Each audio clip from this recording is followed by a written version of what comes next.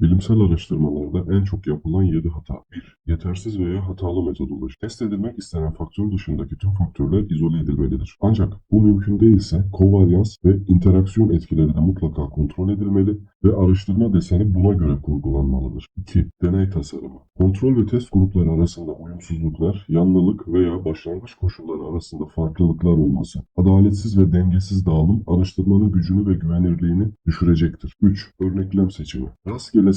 Rastgele seçilmemiş, temsil edilmeyen veya çok küçük örneklem grupları kullanmak. Parametrik varsayımların sağlanması için gözlem sayısı en az 30 olmalıdır arkadaşlar. Çünkü parametrik testler daha güçlü testlerdir ve daha güvenilir sonuçlar üretir. 4. Gözlem hataları. Yanlı veya eksik veri toplama, ölçüm araçlarının güvenilir olmaması, kalibrasyon hataları veya rastgele hatalar gibi. Gözlem sırasında yapılabilecek hatalardan bir tanesi de sistematik hatadır. Yani gözlemci tarafından kasten yapılan gözlem hataları. Bu durum sonuçlarınızın yanlış olmasına, gerçekten uzaklaşmasına ve literatürle çelişmesine neden olacaktır. 5. Veri ön işleme yapmadan doğrudan nihai analiz yap. Veriyi tanımak ve doğru analize karar vermek ve hazırlık yapmak için ön analizler yapılmalı. Normallik testi, histogram, dağılım ve serpilme grafikleri incelenerek verinin tanınması, eksik ve hataların giderilmesi ve doğru analize karar verilmesi sağlanmalıdır. Ve verilerin nihai analize hazır hale getirilmesi elzemdir.